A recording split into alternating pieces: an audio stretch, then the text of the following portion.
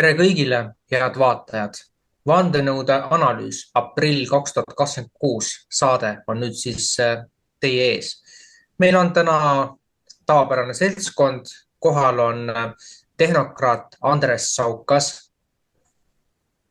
Tervist. ajakirjanik ja tõlk Tõnu Kalvet Tervist kõigile!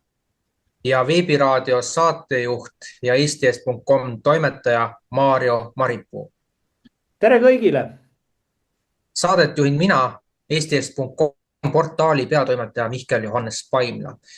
Selles saates räägime valdavalt eelmise kuu sündmustest ja võimalik, et saatekülaliste poolt me vaatame ka tänasesse päeva, kuivõrd olustik muutub siin päevade ja tundidega. Aga ei saa üle ega ümber jätkuvast Iraani sõjast. Ja et asjale anda selgemat tooni, siis loen mõningased kronoloogilised sündmused ette, mis aprillis aset leidsid. 4. aprillil tabas Iraani raketirünnak Iisraeli kaitseväe Kirjapia korteri lähedust Tel Avivis. 6. aprillil mõrvati USA ja Iisraeli ühises õhurünnakus IRGC luurejuht kindralmajor Majid Khatemi. 7. aprilli seisuga teatas USA-s asuv valitsusväline organisatsioon inimõiguste aktivistid Iraanis HRANA 3636 dokumenteeritud sõjasurmast, sealhulgas 1701 tsiviilisikust, 1221 sõjaväelasest ja 714 liigitamata isikust. Ja samal õhtul ähvardas Trump, terve tsivilisatsioon sureb täna õhtul ja seda ei tooda enam kunagi tagasi, kui Iraan ei jõua USA-ga kokkuleppele. Valitsusametnikud kiitsid hiljem, et postitus oli improvisatsiooniline ega olnud osa riiklikust julgeolekuplaanist. Iraan, USA ja Iisrael leppisid seejärel kokku Pakistani vahendatud 2-nädalases relvarahus, mis algas 8. aprillil. Kuid relvarahu sattus pinge alla, kuna Iraan keeldus Hormuzi väina taas avamast, süüdistas Iisraeli rünnakutes Liibanonis. Pärast Islamabadi kõneluste ebaõnnestumist ütles Trump, et ta ei hooli enam läbirääkimistest ja kuulutas välja Iraani mereväe blokaadi alates 13. aprillist. Relvarahu Liibanonis algas aga 16. aprillil. Iraan teadis, et kaubalaevandus on selle relvarahu ajal lubatud läbi Hormuzi väina, kuid kehtestas piirangud uuesti, kui USA keeldus oma mereblokaadi lõpetavast.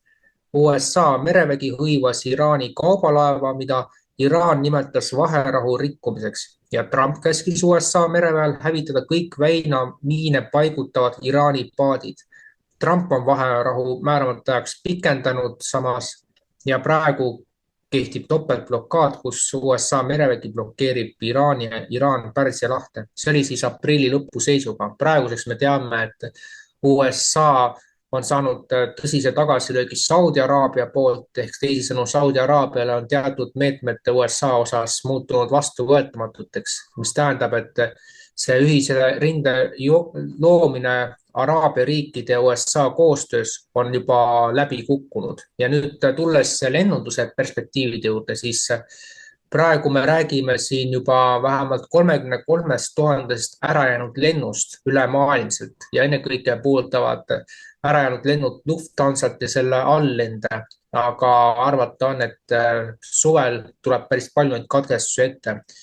Ja seonduvalt sellega siis Iraanis toimuv sunnib küsima, et kuivõrd võib oodata pärast ajutist vaherahu, mis hetkel veel justkui püsib, uut ägenemist, kus Iraanil pole enam midagi kaotada. Samas kui on näha, et USA juhtkond on valmis ka nafta hinna tõusuks $200 barreli kohta, mida võiks justkui eeldada, et see juhtub suvel, aga see sõltub sellest, et kuidas see lennuliiklus ja üldse kogu see maismaa transport siin enam edasi toimivad. Kui ka lennuliiklusega juba asjad lähevad käest ära, siis järgmisena tabab see kõik maismaalt ja selle transpordi võimekust. Ent siinkohal annakski nüüd esimesena pikemaks analüüsiks sõna Tõnule. Lennuliiklusega on selline lugu, et kõigepealt rohepöörajad peaks ju selle üle rõõmustama. Mäletame juba mõni aasta tagasi Helsingi ülikooli audoktor Greta Thunberg ütles, et miks te peate lendama, sõitke üle ookeani näiteks luksusjahiga, eks ole, nii nagu tema sõidab. Aga kui nüüd tõsisemalt rääkida, siis need lendude ärajäämised on ka suuresti seotud streikidega. Konkreetselt Lufthansa puhul minu mäletamist mööda Lufthansal olid streigid. Aprillikuus mu oma lihane õde ei saanud seetõttu Eestisse sõita, ta elab Saksamaal, ei saanud sõita. Ja vaat nii on. Ma ei tea, kas lennufirma töötajad kasutavad praegust rahvusvahelist olukorda ära, et endale palka juurde küsida või on seal mingi teine põhjus. Muidugi, kui seal piirkonnas, Pärsia lahe piirkonnas käib madin, siis tõepoolest tsiviillennukitel ei ole nagu mõtet ennast ohtu seada, targem on nagu vältida. Aga tundub nagu vähe usutav, et nii palju lende peaks olema ära jäänud. Heakene küll, kas on jäänud ära 30 000 või 20 000 lendu, siin ei ole nagu põhimõttelist vahet. Tuleb muidugi arvestada sellega, et mida varem sealne tüli lõpeb, seda parem. Ja kui Mihkel, sa küsisid, et kas Iraan jõuab nagu sellisesse olukorda, kus teil ei ole midagi kaotada, vaat sellist revolutsioonilist jura ajab ajatollade režiim Iraanis oma nendele lihtsameelsetele järgijatele, usklikele, pimeusklikele. Tegelikult nad on üsnagi jalad maas. Ma toon praegu sellise näite. Iraan ju aastakümneid alates 1979. aastat ta on pidanud ju sanktsioonide kiuste toime tulema. Ja siis ta on igasugu võtteid leidnud, kuidas kõrvale neist niiferdada, näiteks oma hoiustest suure osa ta toimetas ju Araabia Ühendemiraatide pankades ja seal oli minu meelest sadades miljardides, ma täpselt ei oska öelda, kas oli 200 miljardit või natukene rohkem dollarit Iraani hoiused. Ja kui nüüd Iraan hakkas tulistama Araabia Ühendemiraate, siis Araabia Ühendemiraadid kas külmutasid selle või täiesti konfiskeerisid, ma ei tea. Igatahes olukord muutus selliseks, et Iraan ei saa enam oma hoiustele ligi. See on üks näide, tähendab Iraani režiim on selle kaudu haavatav. Teine asi on see, millest meil ei ole peaaegu üldse räägitud, et sanktsioonidest möödahiilimise käigus Iraan ju lööb kaasa USA krüptoraha börsil. Ja mis on huvitav, et seal lööb kaasa ka Donald Trump ja tema meeskond, eks ole, nii et sealt kaudu neil on kokkupuuted olemas. See tähendab seda, et ükskõik kui sükust fanaatilist usujama Iraani ajatollad ajavad. Tegelikult nad ei ole nagu sellised inimesed, kes on päevapealt valmis surema selle sama usujama nimel, mida nad teistele jutlustavad. Nad tahavad kokku röövitud, kokku varastatud varandust ära kasutada, sellest saadavat või selle pakutavat magusat elu nautida. Ja kui on tõsine oht, et neil tuleb teise ilma kolida ja nad on ise veel terve elu ja tervis juures, mitte nagu see vana kõbi Hamenei oli, kes ära kõrvaldati. Või kes nagu ise nagu masohistlikult korraldas oma surma, et märtrina ajalukku minna. Kui sa oled ikka täies elujõus mees, sa tahad elada, elu nautida, siis sa ei ole valmis päevapealt surema. Ja selle peale Donald Trump mängibki. Kui ta on neid oma ähvardusi teinud, ta arvestab, et mingi hetk need usufanaatikud saavad aru, et tegemist ei ole naljaga. Ja pannakse ilusti paika. Ja mis puudutab seda, et Liibanonis Iraan, või tähendab see Hezbollah ja Iisraeli sõda jätkub, see on täiesti õige, sellepärast et Hezbollah on Iraani käepikendus ja kui Iisrael lubas, et ta Iraani ei ründa, väga õige, aga ta ei lubanud, et ta ei ründa oma naaberriiki, sest sealt tema naaberriigist tulevad pidevalt raketid ja droonid, kusjuures enamasti mitte sõjaväeobjektide pihta, vaid eraisikute pihta selleks, et külvata segadust. Ja on täiesti loomulik, et Iisrael sõdib oma naaberriigis. Seda enam, et Hezbollah on ju tõeline nuhtlus ka Liibanoni elanikele. Hiljuti just oli küsitlus, minu meelest, kas see oligi äkki aprilli lõpupoole või selline küsitlus Liibanonis, kus küsiti kohalikelt elanikelt, kuidas te suhtute Hezbollah kohalolekusse Liibanonis. Ja siis oli niimoodi, et üle 90% Liibanoni kristlastest, sunniitidest ja druusidest ütles, et nende meelest Hezbollah on kahjulik. Ta teeb halba ja mida varem temast vabaneda, seda parem. Ja isegi umbes 30% Liibanoni šiitidest leidis, et Hezbollah on kahjulik, teda ei ole enam seal vaja. See tähendab, et lõviosa Liibanoni elanikest toetab Hezbollahst vabanemist. Ja nendel ei ole selle vastu midagi, et Iisrael püüab puhastada teatud osa Liibanoni territooriumist Hezbollah võitlejatest. Ja on teada, et näiteks Liibanoni armee teeb koostööd Iisraeli armeega, kuna Liibanoni armee on niivõrd palju nõrgem Hezbollahst. Ta üksinda ei saa hakkama. Aga Liibanoni armee ohvitserid annavad luureteavet Iisraeli sõjaväele. Iisraeli sõjavägi on sellest väga tänulik. Nii et kui ta läheb edasi näiteks Lõuna-Liibanonis ja mingi rünnak on, siis ta hoiatab ette, kui seal on mingi tavaline asula, ta hoiatab ette, et minge sealt ära, ründame, puhastame selle Hezbollah võitlejatest, siis võite tagasi minna. Ja kõik koostöö toimib. Nii et praegu tundub niimoodi, et see assoo, mis puudutab selle Hormusi väina sulgemise mõju maailma majandusele, ma leian, et see on üle paisutatud, sellepärast, et kuigi sealt kaudu liigub minu mäletamist mööda oli vist 1/5 kogu maailma naftast, siis seda sama kogust naftat saab vabalt osta mujalt. Ja Euroopa Liit kõige paremini saaksid osta Venemaalt. Nüüd ongi küsimus selles, et kas aetakse ideoloogia jura lõpuni, keeldutakse nagu karmi tegelikkuse ees nagu mõistuse juurde naasmast. Tähendab, ei taastata Nord Streami, ei taastata teisi Vene naftatarneid Euroopasse või siiski võetakse mõistus pähe. Sest kui selle ideoloogia jura tõttu ju majandus rängalt kannatab, ettevõtted kõigepealt koondavad oma töötajad, seejärel lähevad pankrotti, suur osa näiteks ka majandusharudest, tervetest majandusharudest kannatab rängalt, siis ükskord peab nagu mõistus tagumikust pähe jõudma. Ja paljusid teisi kaupu saab samuti mujalt, lihtsalt praegu ideoloogilistel põhjustel on seda keeldutud tegemast. Ja ma leian, et jah, ongi vaja, et mida halvemaks läheb, seda suurem tõenäosus on, et mõistus jõuab viimaks ometi tagumikust pähe tagasi. Selline sai praegu minu vastus. Aitäh, et sõna andsid. Ja, suur tänu, Tõnu.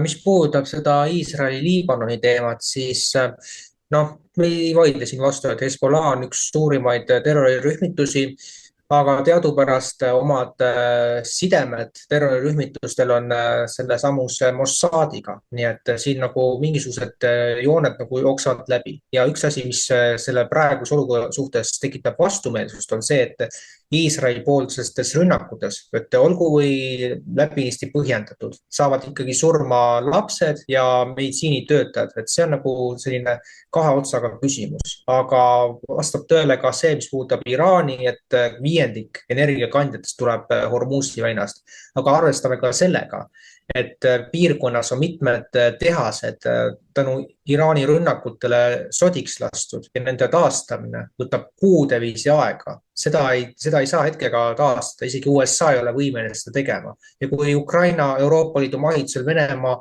naftatöötlemistehaseid järjepanu halvab, siis kust me lõpuks enam neid kütuseid saame, et minu meelest tekib see küsimus, et kaua Euroopa sellist marionetlikku sõda jätkab, aga ma annan vastulauseks sõna veel Tõnule.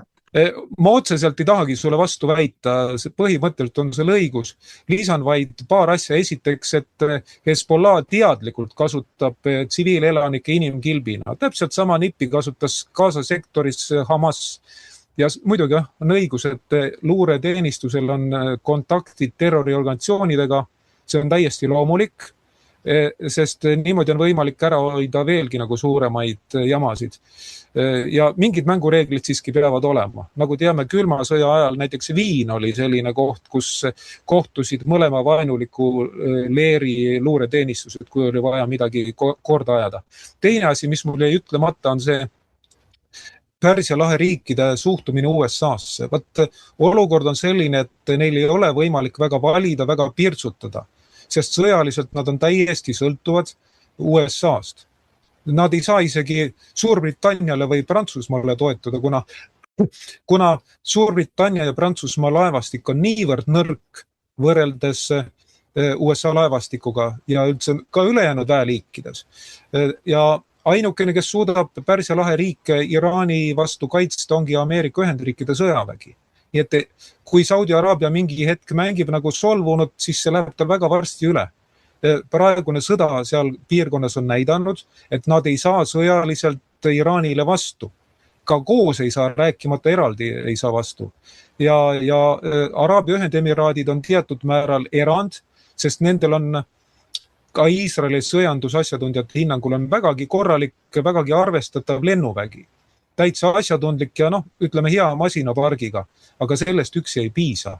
Kui teised väeliigid on nõrgad, siis sellest üksi ei piisa. Meenutagem, et teises maailmasõjas Saksamaa võitis nii allveesõja kui lennusõja, aga sellest ei piisanud kogu sõja võiduks. On vaja, et kõikides väeliikides saavutatakse võit. Vaat nii palju tahtsin lisada, aitäh, et selleks võimaluse andsid. Ja suur tänu sulle. Ja mis siin veel lisada, et juba asjaolu, et USA on andnud miljardeid selle sõja jätkamiseks, ennekõike ka veel Araabia piirkonnas nende baaside uuest üles ehitamiseks, see juba näitab, et ega ta niisama kergelt sealt ei lahku, aga mis saab edasi, seda näitavad lähinädalad ja kuud. Jätkame aga ja Andres, palun. Nii, ega te ilma sellise kõva hüüdlauseta ei jää ju, mõistust ja tarkust. Alustasin tervisega. Kuulasin siin asja ära. Lähme nüüd ajalukku ja paneme need ajaloorattad jälle tagurpidi kõrinaga liikuma. Rahandusest oli juttu. Mitte keegi ei räägi sellisest vanast asjast nagu havala. Soovitan kirjutada üles, uurida, mis see tähendab. Ja havalat võiks ka Eestis kasutada, sest see ei ole sularaha ja see on asja vastu.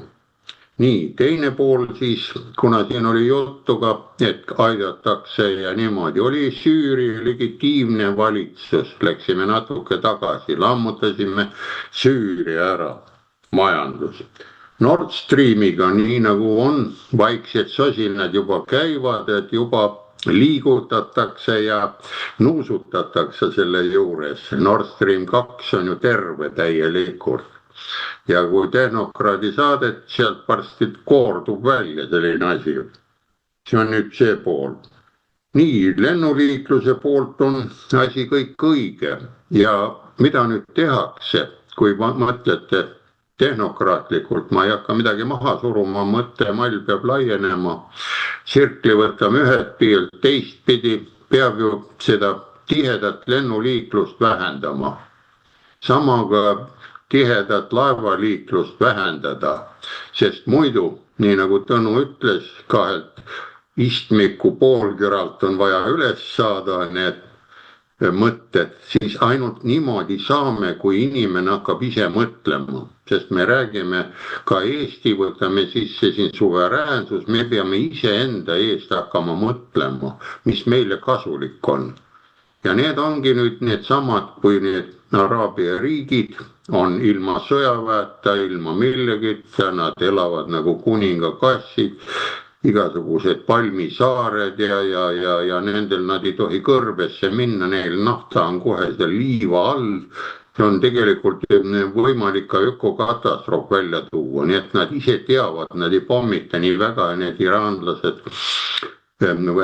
ka neid kõrval oma neid Araabia rahvaid, ütleme niimoodi.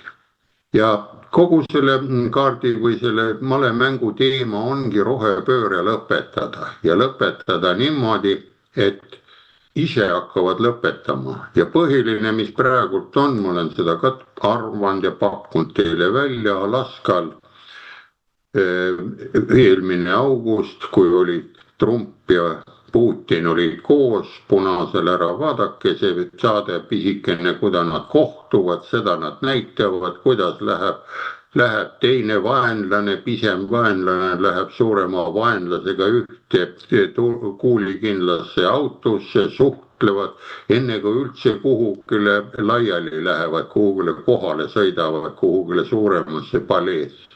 Millest nad rääkisid, mis seal on, üks andis võib-olla ühe paberi, teine andis teise, vaatasid üle, pärast tõmbasid peale kooskõlastatud ja nii edasi.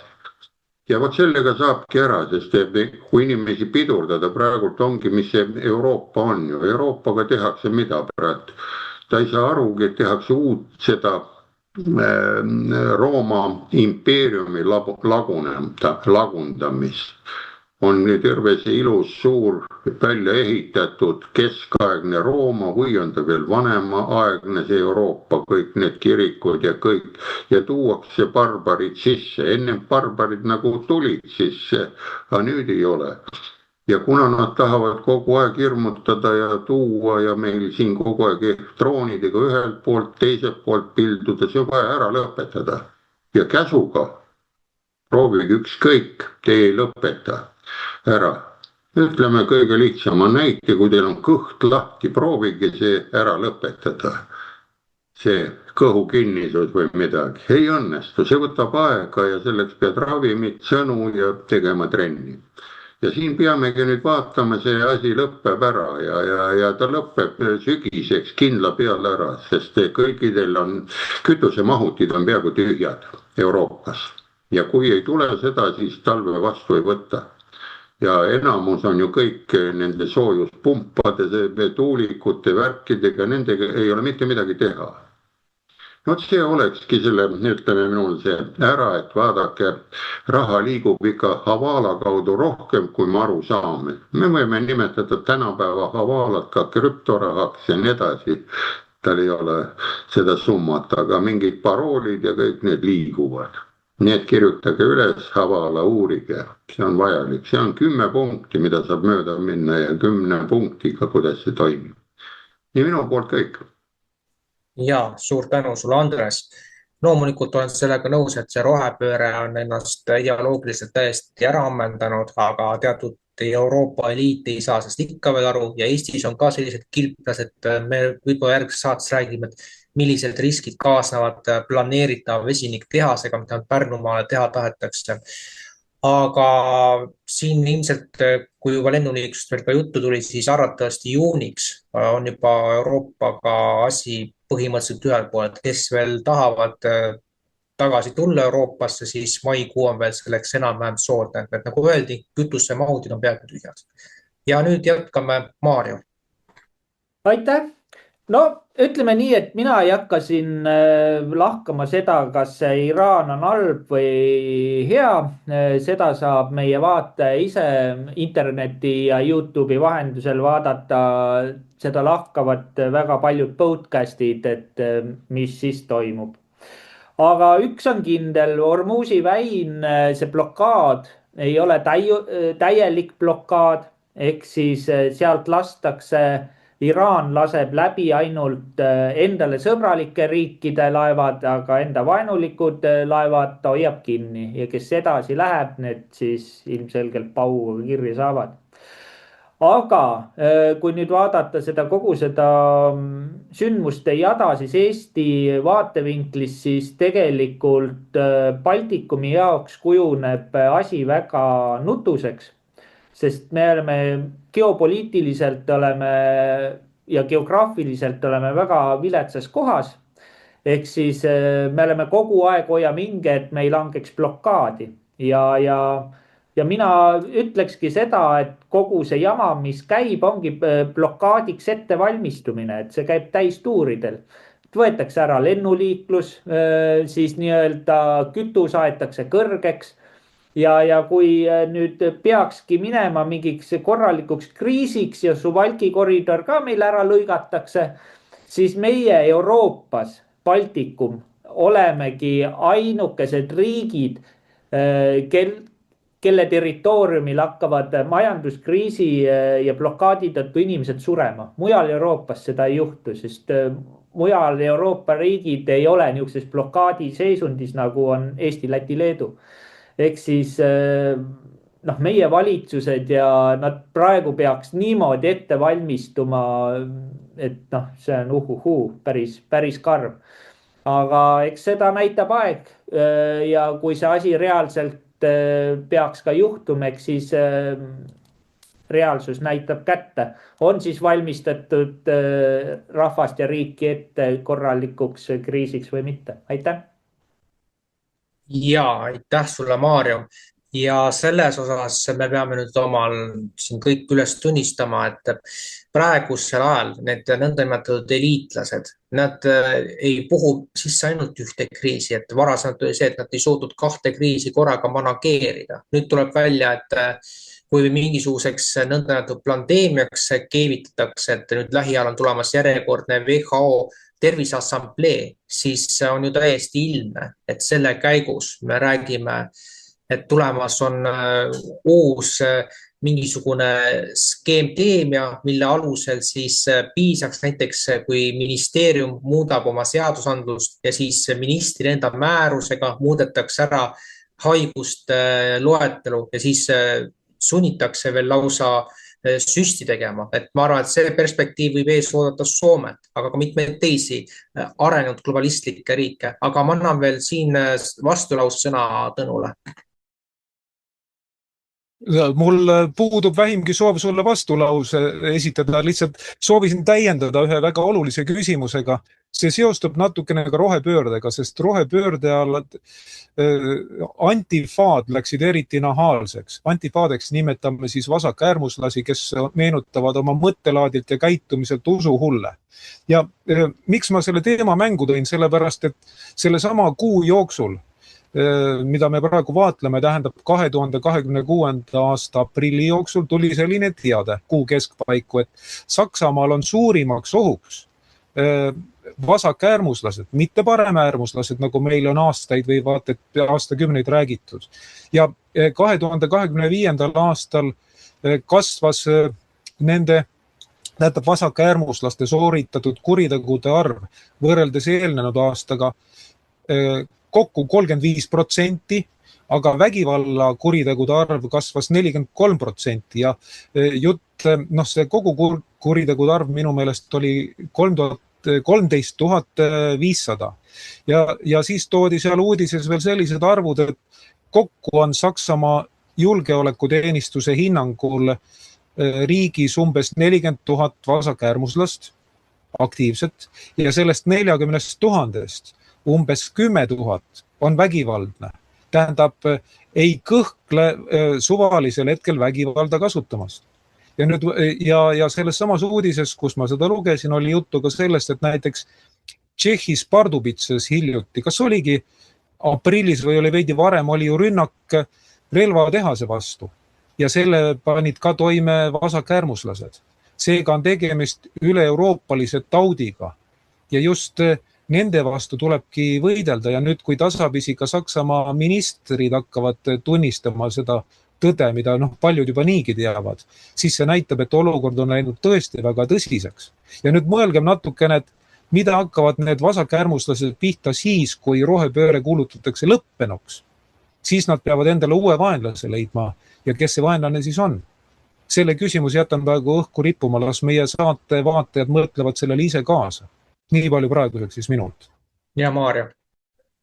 Ja, et Tõnu seda teemat puudutas. Mina olin tegelikult täiesti nagu arusaamatus olukorras, mis siin Soomes toimus. Ma uudistest lugesin, ma ise seda füüsiliselt, seda marssi ei näinud. Soomes siis marssisid nii-öelda Soome natsid, ja nad lehvitasid Ukraina lippe ja karjusid seal keset tänav. Et minu jaoks on see natuke läheb nagu errorisse, sest tegelikult see niuke hullumeelne Ukraina toetus on rohkem niuke vasakäärmuslik tegevus. Aga natsiliikumine ju tegelikult täieks jääb ju paremale poole. Või mis sina, Tõnu, arvad sellest? Kuidas see fenomen nagu, mina olen segaduses, ütleme niimoodi.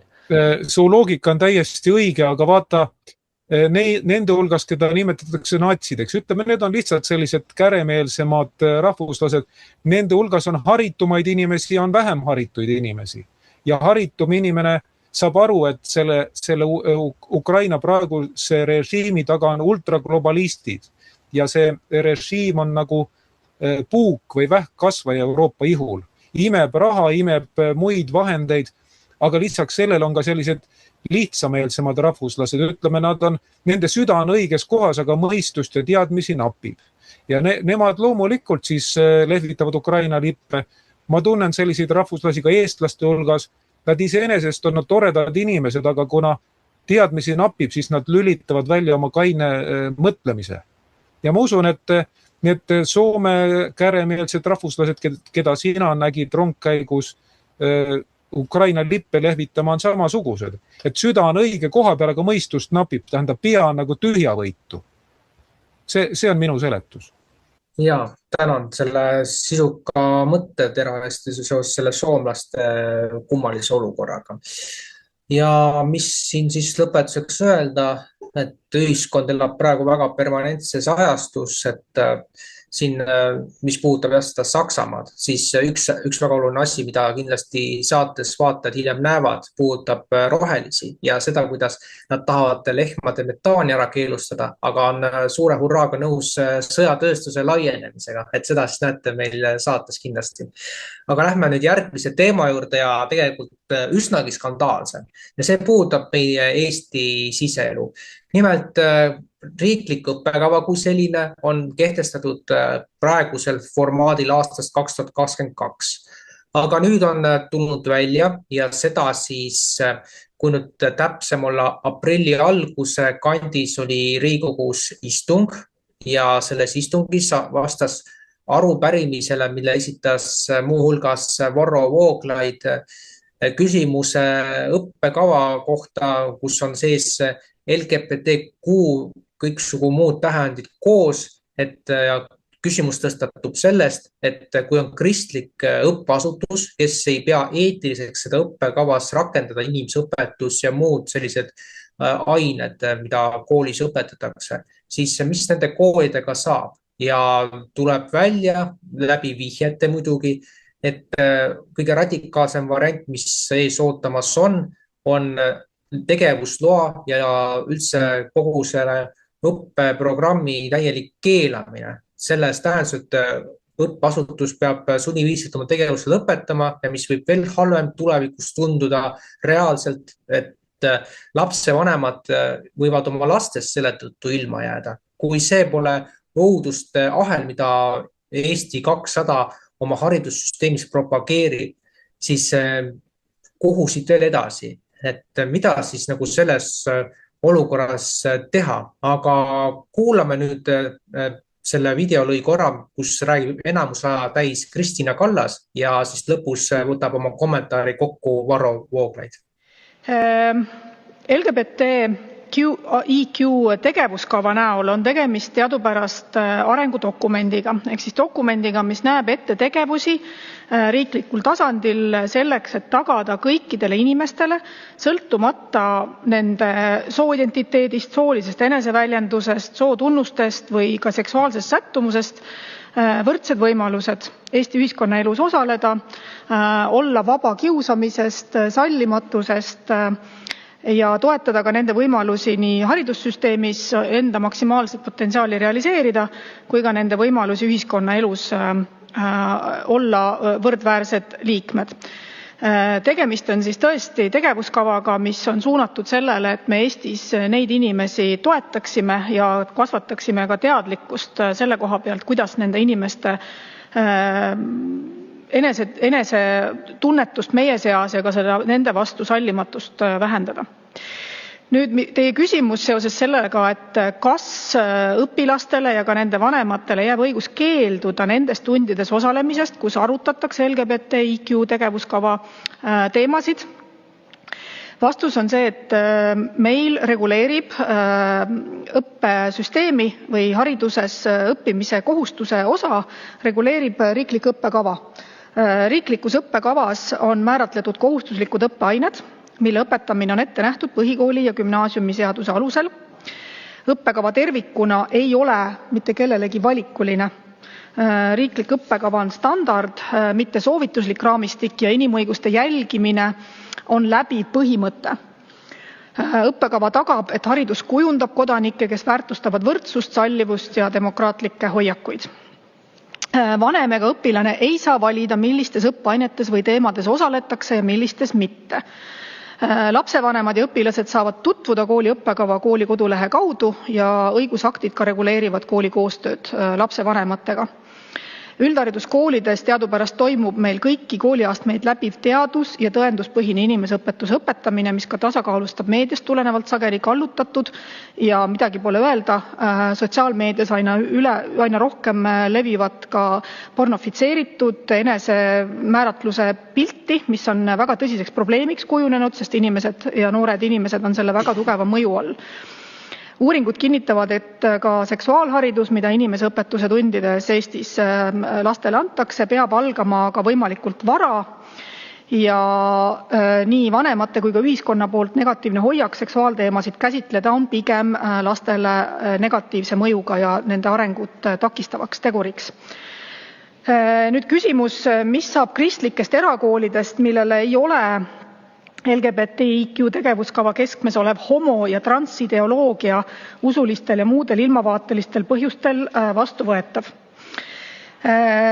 Ilmselt te teate ka ise, aga ma kinnitan siit puldist siis üle, et mis tahes üldhariduskooli tegevuse aluseks on riiklikult kehtestatud õppekava, mille alusväärtused ja sihiseaded on laiem ühiskondlik kokkulepe ja mis tagab iga inimese õigused ja vabadused nendes piirides, mille annavad teiste inimeste õigused ja vabadused.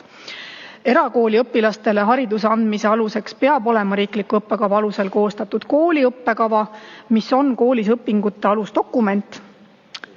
Kooli õppekavas peavad olema kirjeldatud riiklikus õppekavas esile toodud 8 üldpädevuse kujundamise teemat, sealhulgas ka inimõigused ja inimeste vabadused, ning täpsustused ka õppekorraldusele riikliku õppekava üldpädevuste ja õppe eesmärkides. Nii et erakool on kooli tegutsemisvorm, mis ei anna õigust kirjutada ennast välja haridusregulatsioonist, sealhulgas ka kooliastmele kehtestatud riiklikust õppekavast.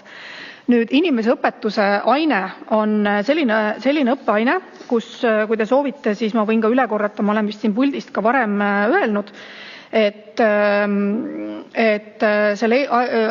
mis on inimeseõpetuse ainekava järgi eesmärk, aga ma võin ka selle uuesti siin üle korrata, meil vist selleks aruteluks täna aega on. Inimõpetuse õppeaine kuulub siis sotsiaalainete valdkonda ja tema eesmärk on toetada õpilaste sotsiaalsete ja emotsionaalsete oskuste arengut, kõigi õpilaste, sealhulgas ka nende õpilaste, kelle sooidentiteet on erinev võib-olla sellest, mis on teie vaates tavapärane, ühtlasi ka õppides tundma ennast, kujundama vastutustundlikult oma suhteid, olema terviseteadlik, aus, hooliv ja õiglane. Ja inimeseõpetuse kaudu kujundatakse esmased teadmised ja hoiakud ka sotsiaalsest võrdsusest, võrdväärsusest ning naiste ja meeste võrdõiguslikkusest. Ja terviseõpetuse õpitulemused, mis siis inimõpetuse ainekava osa on näiteks see, et õpilane teab, et inimesed erinevad rahvuse, soo, vaimse ja füüsilise suutlikkuse ning vaadete ja usutunnistuse poolest ja lapsed on erinevuste suhtes sallivad. Lapsed teavad, et ühiskond kaitseb laste tervist ja heaolu seadustega. Laps ja noor kasutab terviseinfo saamiseks teaduspõhiseid allikaid ja ka spetsialistide abi ja laps või noor väärtustab positiivseid suhteid, nende loomist ja hoidmist inimestega enda ümber, mõistab ja aktsepteerib inimliku läheduse erinevaid avaldumisviise.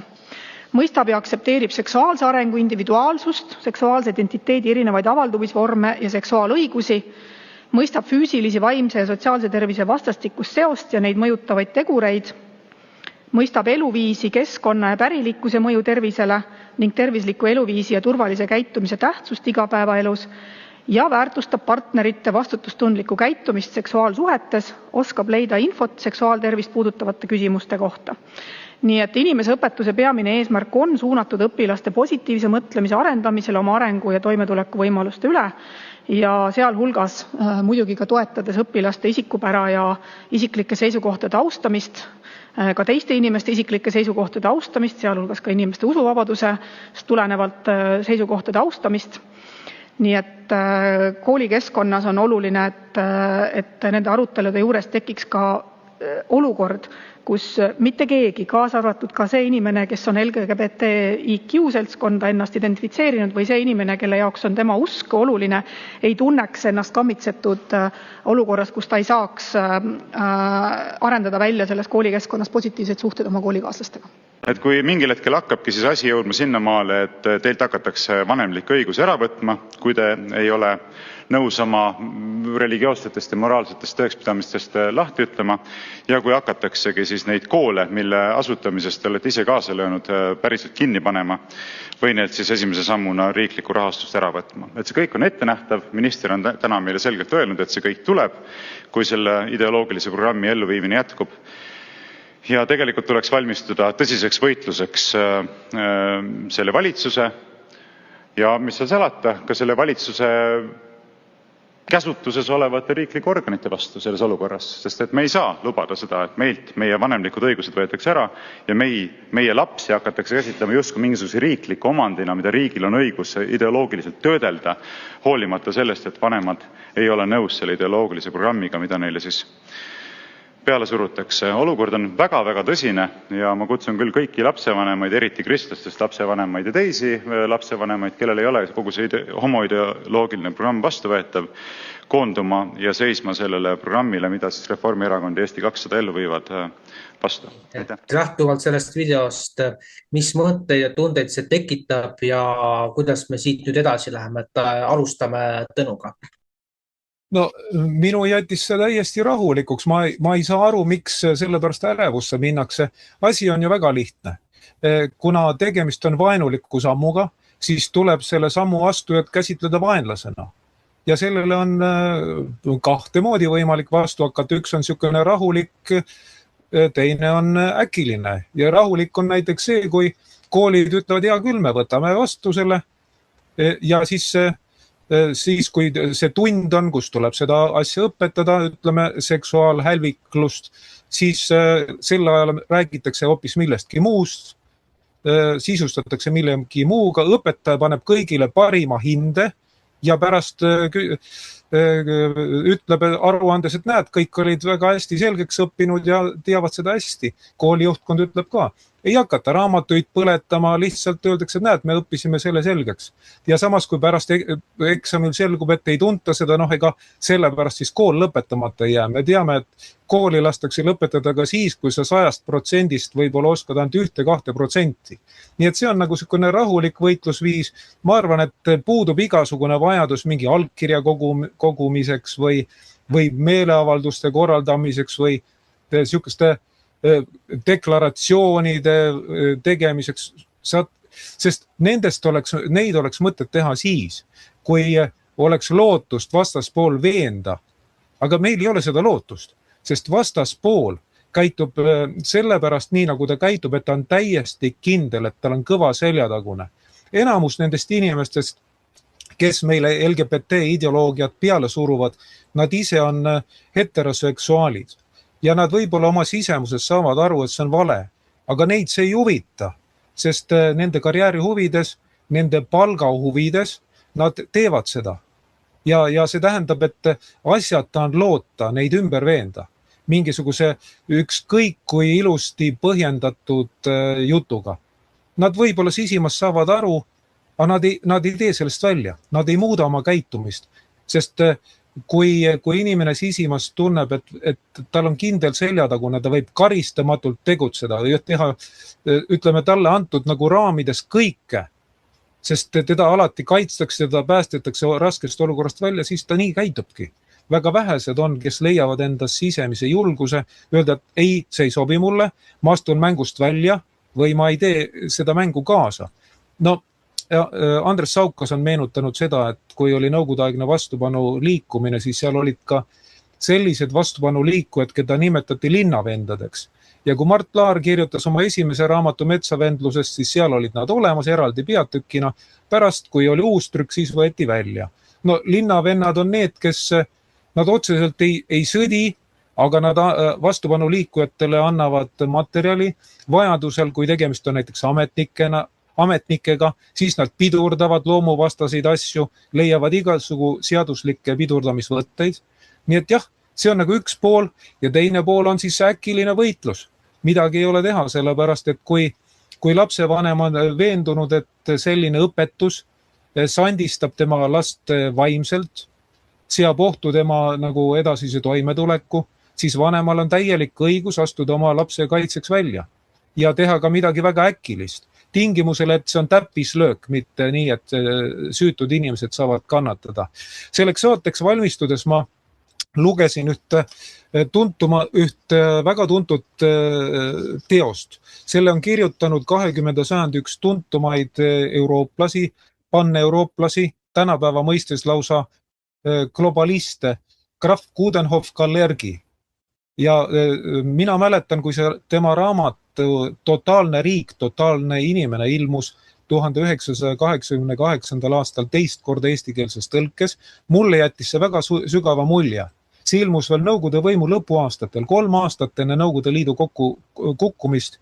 Aga tookord, kui ma seda läbi lugesin, ma panin selle kõrvale ja ma jupp aega ei lugenud seda. Nüüd hiljuti nädal tagasi või nii lugesin ja ma leidsin seal 2 väga head tsitaati. Ma loen mõlemad ette, et see paneks inimesed mõtlema ja ütlen veel, et see on Pan-Euroopa liikumise asutaja ja esimese juhi raamat. See ei ole mingi äärmuslase raamat, vaid on meie mõistes, ütleme, kui nii saab öelda, äärmusliku liberaali, äärmusliku demokraadi raamat. Ja tema kirjutab seal järgmist. Esimene tsitaat, ma loen selle ette. Kontinendil, tähendab Mandri-Euroopas, vabanes suurem osa rahvast eestkostmise alt vaid kirjaoskamatuse kaotamisega. Niipea aga, kui iga inimene oskab lugeda ja kirjutada, püssi lasta ja pomme visata, ei või ükski valitsus kestvalt valitseda avaliku arvamise vastu. Ükski valitsus ei saa seda demokraatlikku põhiprintsiipi olematuks teha.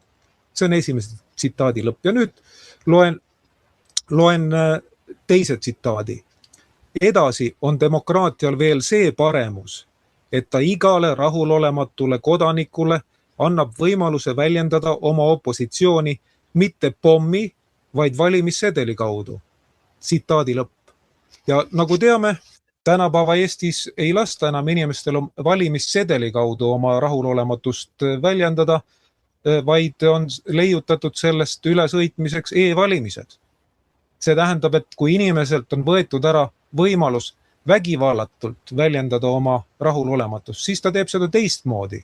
Nii nagu kirjutas Graf Coudenhove-Kalergi. Ja tema selles samas raamatus Totaalne riik, totaalne inimene ütleb ka seda, et demokraatias püsib võim siis, kui mängitakse ausa mängu reeglite järgi. Kohe, kui seda enam ei tehta, läheb asi käest ära. Ja Eesti riigis on asi käest ära läinud. Minu silmis, ütleme niimoodi, et ükski meie saates osalejatest ei saa midagi äkilist teha sellise plaani läbiviijate, läbisurujate vastu, millest Kristiina Kallas rääkis. Sest meie oleme jälgimise all, meie roll on teine, aga süsteemil ei ole võimalik jälgida iga inimest.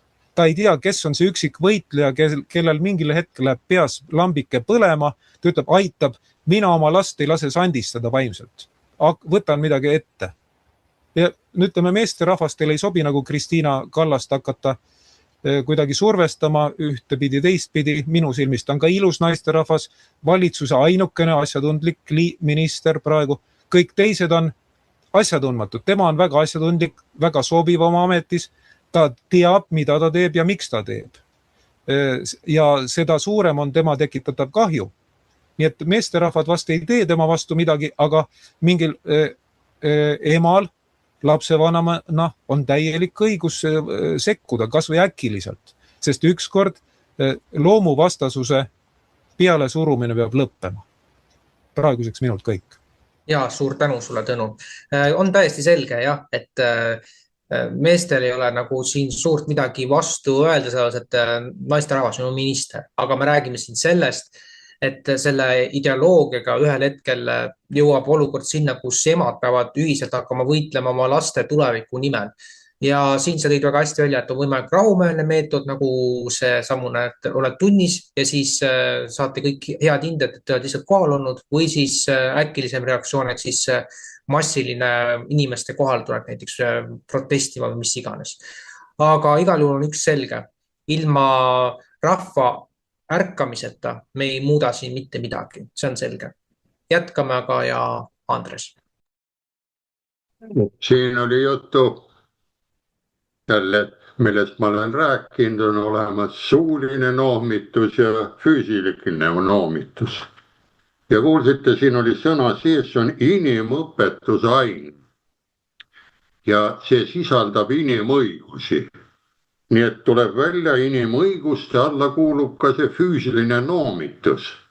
Kui nõukaajal olin polütehnikumis, raha sai otsa, ma räägin selle loo ära, vist olin 16-aastane või natuke rohkem. 8 klassi läbi, polütehnikumile sai minna ja siis bussis üks kobas katsus kannikat või tagumist poolt. Ma mõtlesin, et ilus naisterahvas puudutab, tahab suhet luua, aga hoopis oli teistmoodi. Ja siis ma küsisin talt, kas raha sul on? On. Ja kas sul sampust ka on? On sampust. Ja siis Mähe bussipeatusest ütlesin, lähme siis välja, ta oli nii rõõmsameelne. Ja siis ma ütlesin, anna see raha, palju seal on, 5 rublane, andis selle tasku, sampuse ka. Ja siis ma tegin talle füüsilise noomituse lihtsalt. Nutis küll seal taga ja sõitsin ühikasse. Ja mul oli see sampus ja 5 rubla, mille eest sai, ütleme seda, poistele ka raha, kõigil oli stipp läbi. Ja siis ma neile rääkisin ära, nad küsisid, kus said, ma ütlesin, ma olin homoga kontaktis. Oi, nad olid ehmatunud ja pärast mul oli see nüüdnimi päris pikalt küljes. Nii, ja siin ei olegi midagi muud, ei ole nagu siin oli jutuks. Eespoole lähme nüüd ajalukku tagasi, 2 kraanikausi teemat mäletate võib-olla, kala, ühes kraanikausis võib kala pesta, teises liha ja selle võeti ruttu vastu meil ainukesena Eestis, terves suures Euroopa Liidus. Kui sõidate kuhugile, kõik mahuvad ühte sööklas ühte kraanikaussi. Ja kuna need kraanikausid ja sellised ettepanekud, mis välja mõeldakse, ja me ei oska ju öelda välja mõeldud, kus kohas seda, ütleme, kus need tulevad, need käsud. Need on vaja ju üle kontrollida, üle tõlkida. Ja kui ta tulebki mingisugusest organisatsioonist, mingit LGBT-st või kusagil ja mis ei ole, isegi võib-olla seal, ütleme, Euroopa Liidu suures saalis kinnitatud või lihtsalt on soovituslik suunitlus, siis ei maksa sellega kiirustada. Ja jätke see meelde, näete, siin oli inimõigustest, oli laste kiusamist ei tohi teha. Kas see ei ole siis kiusamine, kui talle õpetatakse midagi valesti? Ja kui on inimõpetusaine, nii nagu Tõnu ütles, selle inimõpetuse aine all saab õpetada ju, millest inimene koosneb, ehk tuleb see tervislik ainesaade, kus on kopsud, maksad ja nii edasi, ehk inimese ehitus.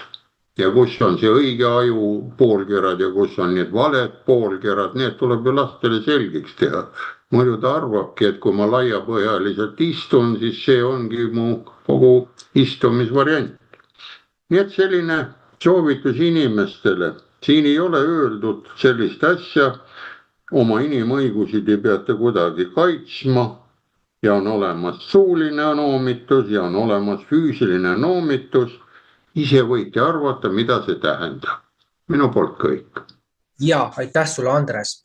Kindlasti hästi öeldud, et on suuline ja füüsiline noomitus ja füüsilisega teinekord võib saada palju tugevama emotsiooni kui suulisega, sest et mõni inimtüüp ei saa isegi suulisest noomitusest aru, aga täiesti selge, et mis omal ajal on olnud, see kehtib ka tänasel päeval ja aeg näitab siis, et kes millest aru saab. Aga lähme edasi, Maarjo. Ja, aitäh. No ütleme niimoodi, et minu tutvusringkonnas on homoseksuaale ja ütleme niimoodi, et see, mida ma praegu hakkan rääkima, ongi see, et ma ei vihka homosi, et Mul on täiesti savi, mis nad teevad. Et veel enam, kui oli koroona vastased meeleavaldused siin Helsingis, siis minu liitlane ja kellega me käisime nii-öelda meeleavaldusel Helsingis mässamas, oli lesbi ja ta oli abielus ja siis küsin, meil läks ka teema selle nii-öelda homoaktivismi peale ja tema kui lesbi ütles, et ta ei salli homoaktiviste, kuna nad ässitavad ühiskonda reaalselt homode kallale. Ehk siis homod tahaksid rahulikult elada, aga ei saa, sellepärast mingi kari homoaktiviste käib ja surgib teemat ja ajab ühiskonda närvi ja vihale.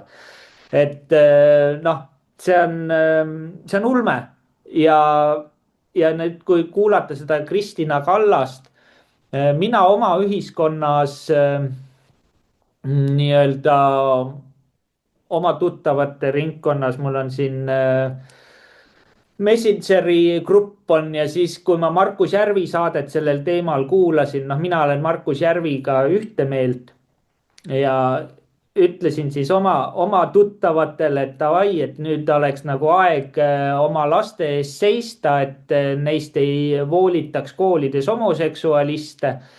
Siis ma sain rohkem tuttavate käest peapesu ja kes ütlesid mulle, et ei, et ikka homoks sünnitakse, et koolid ei suuda nii-öelda noori homodeks teha. Aga mina vaidleks vastu selles suhtes, et kui niisuguses apras eas nooruk, kes alles ennast otsib ja ütleme niimoodi, et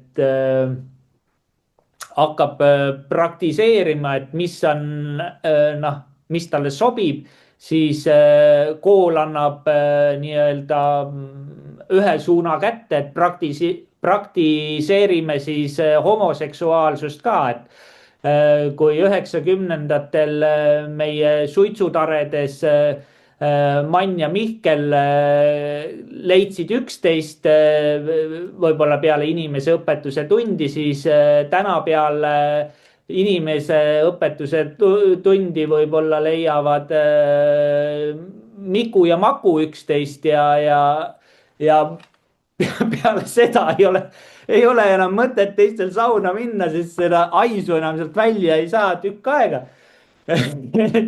Ja siis nad ikkagi leiavad, et ohoh, et see inimese õpetuse tund, et jah,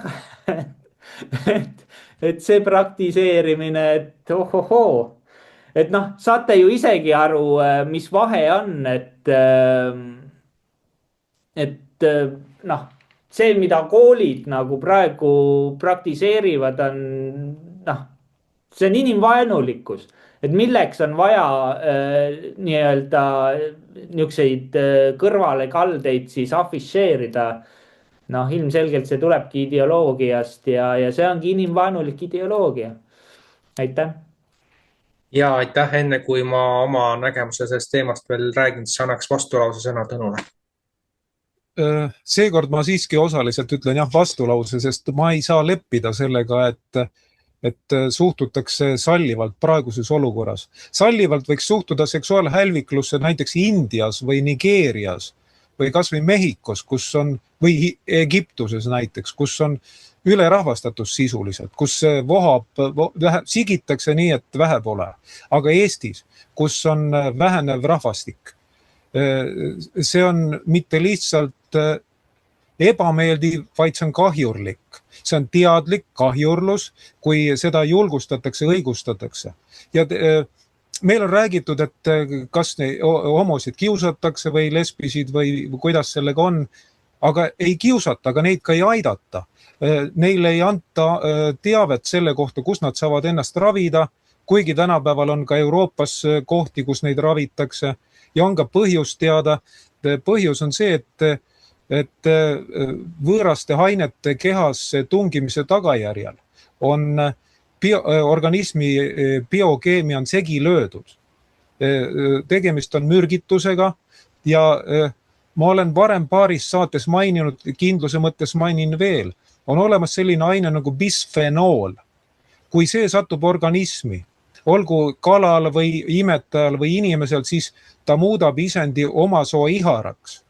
See on puhas keemia, puhas biokeemia, sellega tuleb sõdida nii, nagu sõditakse mürgitusega. Kui keegi saab mürgituse, siis sa ei jäta teda kogu maailma hooleks, vaid sa ravid ta terveks, kui ta on sulle vajalik. Ja Eestis on iga inimene on arvel, me ei saa lubada seda, et keegi lihtsalt nii-öelda otsustab, et hakkan homoks. Sest see ei ole niisama valik, vaid sellega kaasneb see, et temal ei ole järeltulijaid, ja ta tervis on, kui tegemist on mehega eriti, siis ta tervis on elu lõpupoole on läbi. Kas tal on pärasool on rikutud, teised peavad selle kõik kinni maksma.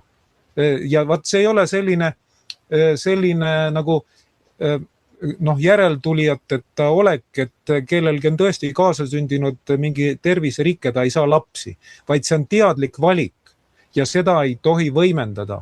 Eriti veel mitte Eesti riigis, kus rahvastik niigi väheneb ja kus eestlasi samuti väheneb. Meie ei saa head inimest mängida oma tuleviku arvel. Kui praegu räägitakse, et vaadake, kui vähe meil on inimesi, need on need põlvkonnad, kus sündis väga vähe lapsi. Aga kui see homondus muutub moeks, kui seda hakatakse õigustama, siis ütleme 20 aasta pärast on veel vähem lapsi, 40 aasta pärast on veel vähem. Aga loodus ei salli tühja kohta. Seda on öelnud ka muide Andres Saukas, et siis tulevad idaslaavlased, siis tulevad lõunamaalased Eestisse, ruumi siin on, sest Eesti rahvastiku tihedus on üks madalamaid maailmas üldse. Nii et Assoja lõpetuseks veel selline asi, et kui omal ajal võeti oma soo iharus haiguste nimekirjast maha, siis seda tehti mitte teaduslikel põhjendustel, vaid ideoloogilistel kaalutlustel. Ja näiteks minu sõpruskonda kuulub ka Eesti üks tuntumaid psühhiaatreid Ilmar Soomere. Tema mulle rääkis omal ajal, et kui ta näiteks võttis sõjaväekomisjonis vastu noori, kes pidid sõjaväkke minema, ta pidi kontrollima, et kas nad on terved või ei ole terved, kas nad on sõjaväekõlblikud või ei ole. Ja siis talle tema ülemus andis korralduse, et vaata, et sa ei tohi öelda seda, et oma soo iharus on haigus. Sa pead ütlema, et see on sobiv, nagu tänapäeval öeldakse, et on okei. Aga Ilmar ei olnud sellega nõus ja kuna ta on Eesti üks paremaid psühhiaatreid üldse, siis teda nagu päeva pealt minema ei saanud lüüa, aga siis tehti niimoodi, et talle lihtsalt ei antud neid tööotsi enam. Öeldi, et et sa oled pensionär, sa ole pensionil puhka ja nii oligi, niimoodi survestati. Praeguseks kõik. Maarjo, sinu kommentaar veel? Ja, täiesti nõustun Tõnuga selles suhtes, et see, mis ma tahan veel öelda, et miks mul ei ole omode vastu midagi, aga mul on selle vastu on, et ta on toodud poliitikasse. Seksuaalsus on ära politiseeritud ja see on taotluslik ja see on täielik ikaldus. Ja mis ma veel tahtsin öelda, kui ajaloost teame ju seda, et kui vallutati riike ja võeti vange, siis minu teada tehti neil ka anaalne noomitus, see käis nagu asja juurde, aga tänapäeval siis nii-öelda see ei ole enam karistusmeede, vaid siin peavad kõik veel nautima ka seda kriisioludes, et Heidi, aitäh. Ja, aitäh Maarjo, aitäh Tõnu. Selles osas tore, et siin erinevad seisukohad said lõpuks ka teatud ühisosa just, et selline survestamine on vale ja loomulikult me peame arvestama, et ega siin ju enne miskit ei hakkagi muutuma, kui inimesed ise aru ei saa, et vabatahtlikkusest survemeetodite peale üleminek on tegelikult suur viga. Aga nüüd me lähme saatega edasi ja lähme natuke tempokamalt. Nüüd siis räägime tehisintellektist. Tehisintellektist me oleme rääkinud ka oma varasemates saadetes, aga lõppenud kuu jooksul on tulnud mõningad faktid välja ja kõige šokeerivam meist. Saksamaal, kuna tehisintellekt võtab ennast üha rohkem kinnitada, jääb päevas tööst ilma 10 000 inimest. See on päris suur number ja kui me võtame 365 päeva, siis 3,65 miljonit inimest. See paneb ikka küsima, et milline on siis ülejäänud maailma saatus. aga samal ajal, kuna meil praegu käib ju veel see Iraani-USA konflikt, siis juba on tõsiseid märke ka, et tehisintellektil pole piisavalt toitaineid, muuhulgas heeliumit. Nii et see takistab teatud mõttes superandmekeskuste rajamist, mis omakorda sõltub veel teadupärast ka maailmas leiduvast põhjaveevarast. Ja küsimus tekib ju siit, et aga milleks me siis neid kasutame, kui meil lõpuks see hakkab pärssima inimeste eluolu. Ja nüüd me küsimegi siin ringis, et mida rohkem karta, tehisintellekti tehtavat kaost läbi töötuse kiire plahvatusliku tõusu või hoopis peaksime mõtlema, et energiavarude nappus päästab meid näljasurmast ja sunnib ise tegutsema. Ja sellel teemal maksimaalselt saab lõpus ühe vastussõna vajadusel Tõnu, aga annakski talle esimesena sõna. Minu meelest see hirm on üle paisutatud. Vastab muidugi tõele, et sellise ettekäändega, et kasutatakse tehisintellekti, tõesti inimesi vallandatakse, aga minu kogemus näitab seda, et see tehisintellekt, keda meile reklaamitakse, tema arengutase on päris madal. On see ChatGPT või veel keegi, no päris madal on, nii et haritud inimese vastu ta ei saa. Ja siis tekib küsimus, et mis tasemega on see tehisintellekt, kelle tõttu siis Saksamaal nii palju inimesi vallandatakse. Ma tahaks kõigepealt seda taset näha. Ja teine asi on see, et võib-olla see on ettekääne, et siis inimesed ei pea nagu ennast arendama. Ja võib-olla läänes ongi palju massi inimesi, nad on juhmid, samas jah, nad ei saa hakkama. Aga samas võib olla ka selline olukord, et inimene on küll ühiskondlik poliitiliselt on juhm, aga ta on näiteks väga hea oskustööline. Ja kui sa sellise inimese asendad mingi kahtlase väärtusega tehisaruga, siis ega see ei anna nagu suurt kasu. Algul võib-olla annab jah, et sa ei pea inimesele kulutusi tegema. Aga kui näiteks see tehisaru, ta teeb mingid lollusi, no kelle sa vastutusele võtad? Meil on jah selliseid näiteid olnud, ka suurtes maailmakuulsates firmades, kus võetakse kõigepealt IT-mehed tööle, kes teevad tehisaru välja ja pärast nad vallandatakse, kuna see tehisaru võtab nagu nende töö ära. Aga meil ei ole räägitud sellest, et kui see tehisaru jõuab omadega puntrasse, ta ei tule sealt välja. Ja siis tuleb jälle inimene appi kutsuda, nii nagu on selliseid ulmejutte. Kunagi ilmus 70ndate keskpaiku siukene ulmekogumik Lilled Algernonile. Ja seal on juttu sellest, kuidas masinad nagu võtavad võimu üle inimestelt, aga pärast selgub, et nad ei tule toime. Ja siis nad hakkavad ise otsima inimest, kellel leidub mõistust, et asi korda panna. Ja nad on väga rahul, kui nad leiavad selle inimese, kelle mõistusest on abi, et asi korda panna. Aga see heeliumi argument on päris hea. See näitab siiski, et teatud mõttes see on nagu bürokraatlik venitamisvõimalus, see tuleb ära kasutada. Ja pole halba ilma heata, nii et see Hormusi väinas toimub, see on ikkagi kasulik, tuleb välja. Et hea, et sa selle heeliumi argumendi mängu tõid, Mihkel, vaata paljud ei tea selliseid asju. Ja paljud lihtsalt hädaldavad tehisaru üle, mõned jälle on vasika vaimustuses. Nii et seda teemat tuleb jälgida ja eriti huvitav on, kui jälgida selliseid uudiseid, kus tehisaru on väljunud kontrolli alt. Ja hiljuti oli selline uudis, kus minu meelest see oligi äkki aprillikuus, 2026. aasta aprillikuus, kus üks kaitseettevõttes minu meelest teada, tehisaru väljus kontrolli alt, hakkas ise seal toimetama. Nii et ükskõik osavad IT-mehed pannakse tema ohjeldamiseks, ta kavaldab need üle. Nii et see tehisaru on nagu kahe teraga mõõk. Sellega tuleb arvestada. Nii et vasika vaimustusse ei maksaks sellest minna. Tema praegune põhiülesanne on see, et ta suudab teha lühikese ajaga ära väga mahukat tööd.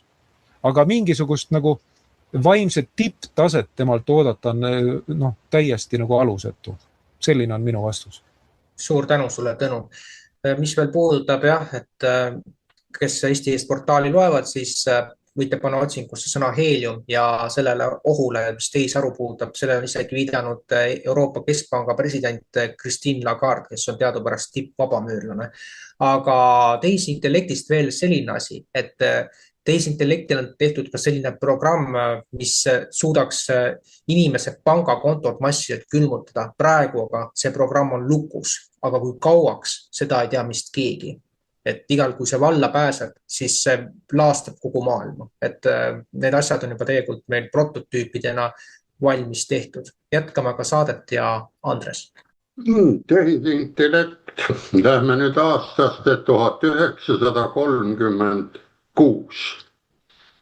Peaaegu 100 aastat tagasi soovitan vaadata filmi Modern Times Charlie Chapliniga peaosas.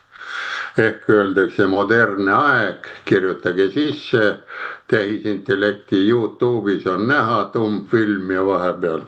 Ja see tehti selle põhimõttega, et kardeti, et robotid, nõnda nimetatud robota tuli sesse robot, see sõna, et võtavad inimeste töö ära.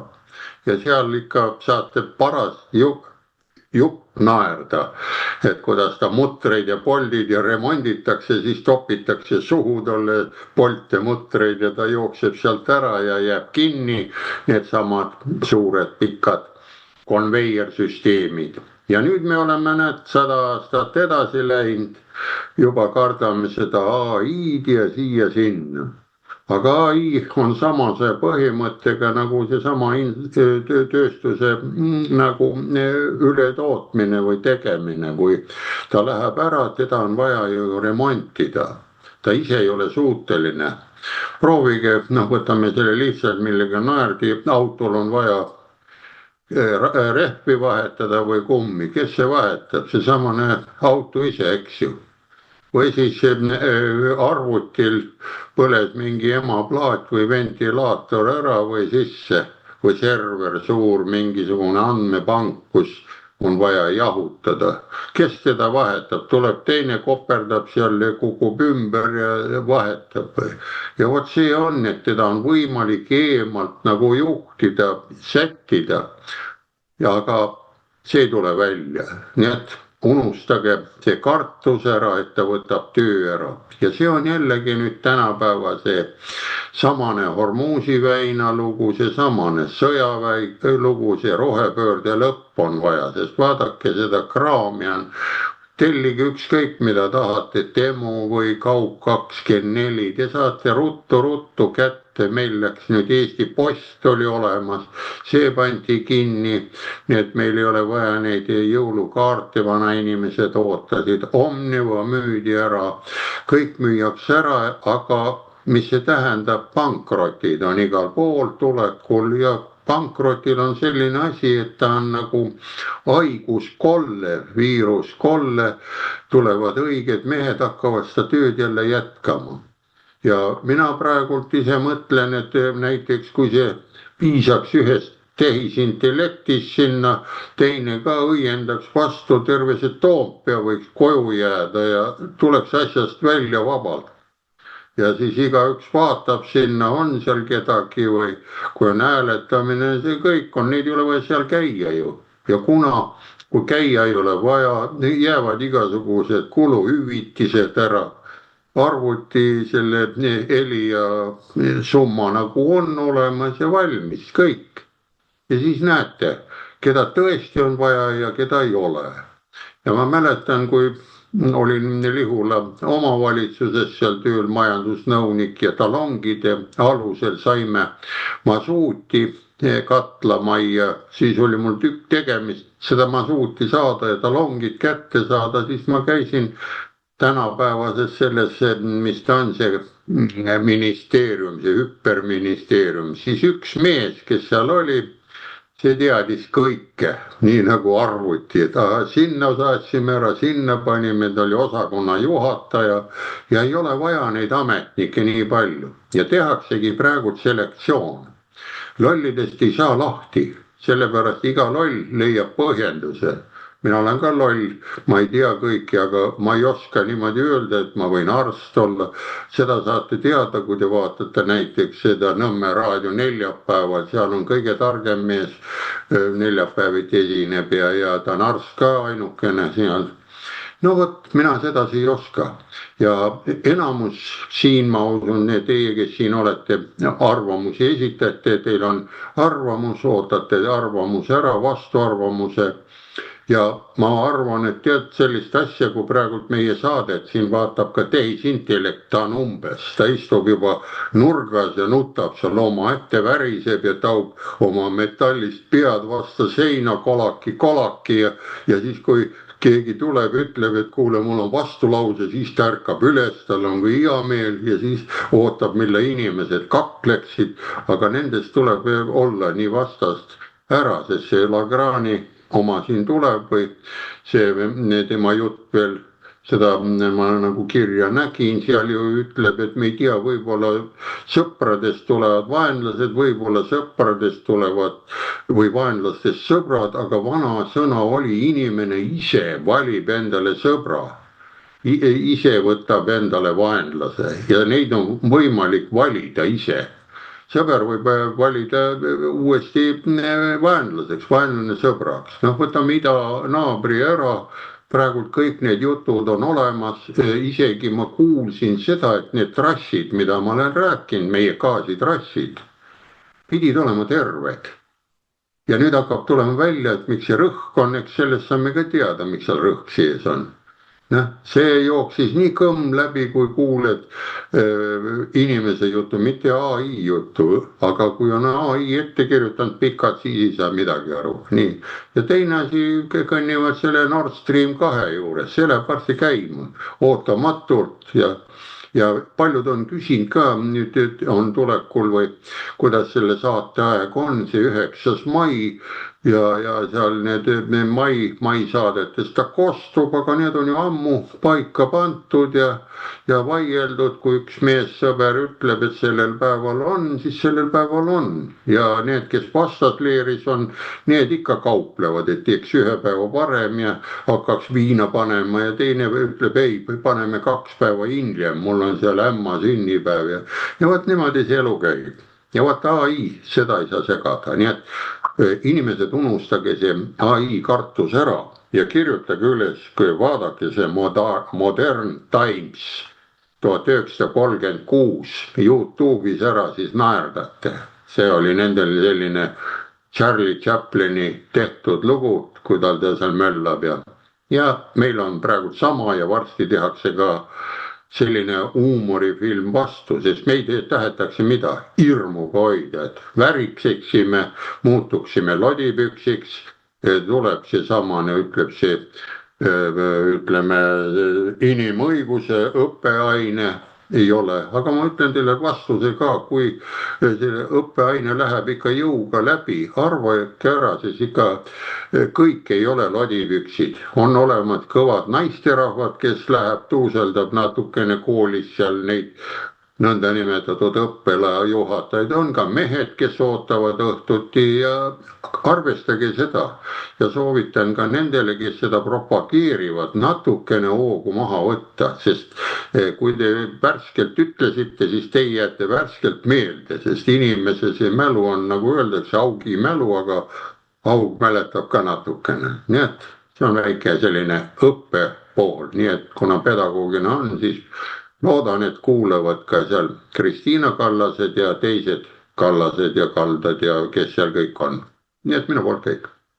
Ja suur tänu sulle, Andres. Kindlasti on oluline jah siin, et see, mis eelmise sajandi 30-ndatel meile näidati, et mingid osad on sealt tänaseks päevaks, ütleme, reaalselt ka meil nagu näha ja samas nagu hästi öeldud, me ei peaks nagu tehisintellekti kartma, et me peaksime kohe kõigest nagu loobuma, et pigem peame just endast nagu sellist sitkust ja selgroogu kasvatama, et ise olla tehisintellektist tugevam, mitte andma kõik õigused tehisintellektile.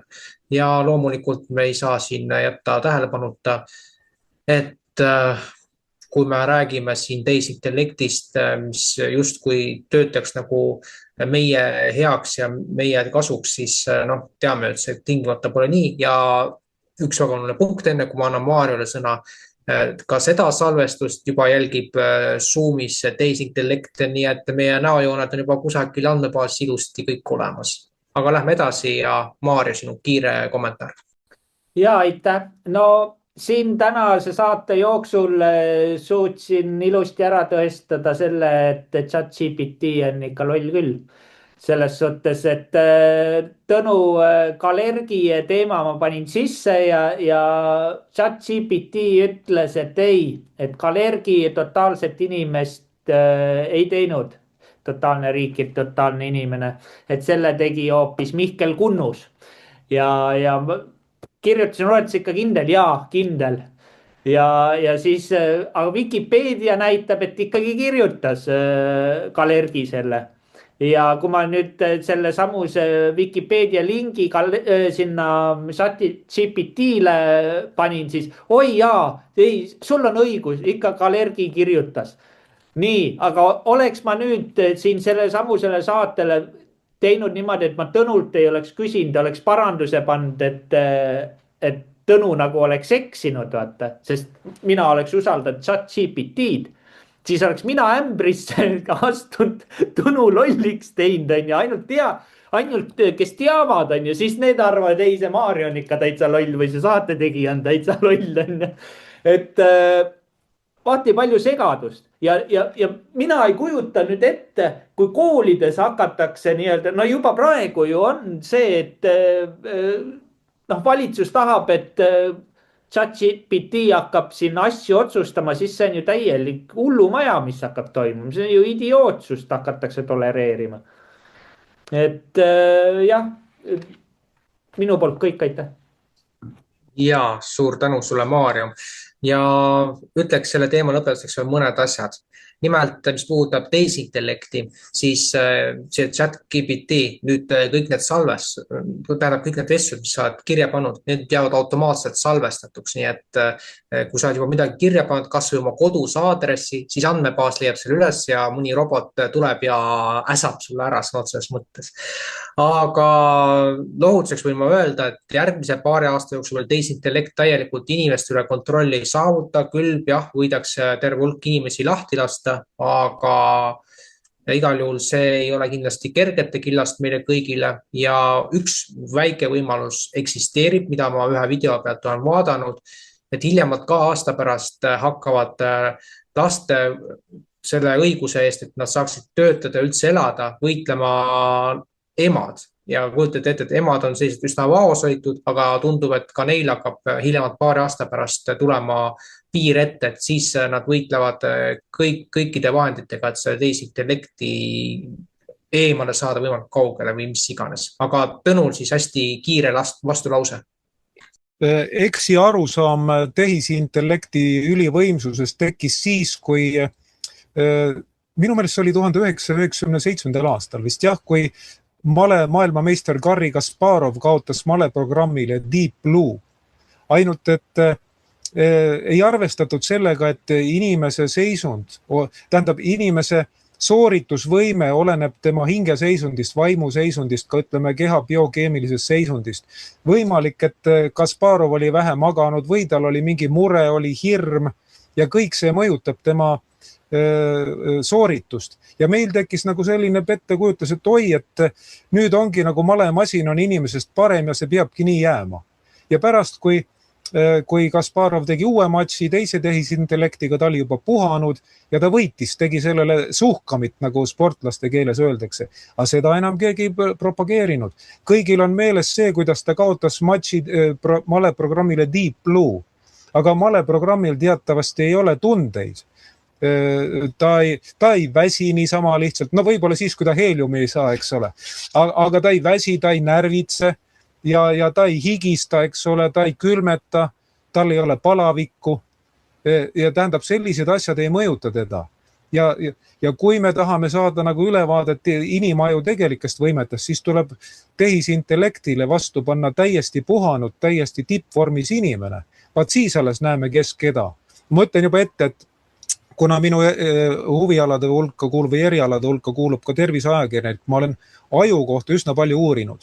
Ja sealt tuleb välja, et mida aeg edasi, seda rohkem selgub, et inimese aju toimib nagu kvantarvuti, kui ta on töökorras. Tal on see sarnane joon kvantarvutiga, et ta on väga nagu õrn. Teda mingisugused asjad võivad riivist välja viia, aga kui ta on tippvormis, siis ta on ületamatu.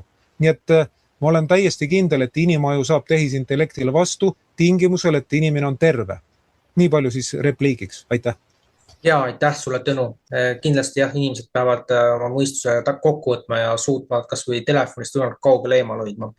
Aga nüüd siis lähme viimase teema juurde. Kindlasti Tõnul on selles oma sõna öelda ja ka teistel mõned kommentaarid.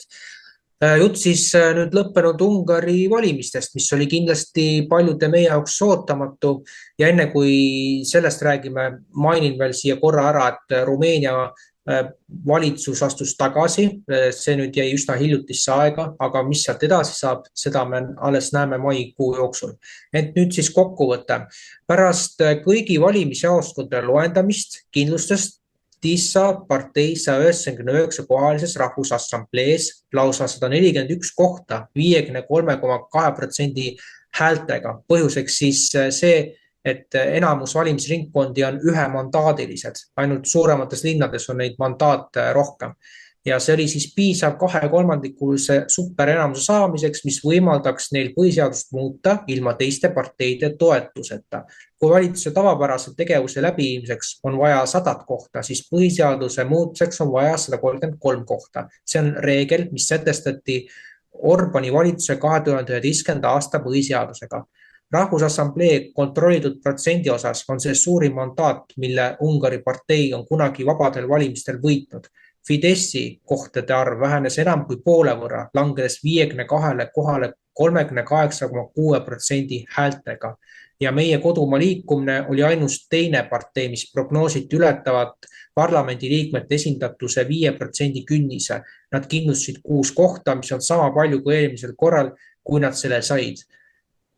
Siis nüüd Magyari võimule saamine, et salvestus on 9. mail ja juhtumisi täna ta astus ka ametisse. Et kuidas suhtuda sellesse ja mis saab Ungarist, kus ootamatult toetati hoopis niimetatud euromeelsust, ehk siis Euroopa meelsust. Ja teadupärast selle Magyari juhitava partei toetajateks on suuresti liberaalsed ärimehed ja ka vasakpoolsed tegelased, et need, kes sinna parlamenti said, on ju suuresti tundmatud kujud rahvale. Aga annakski nüüd sõna Ungari spetsialistile Tõnule.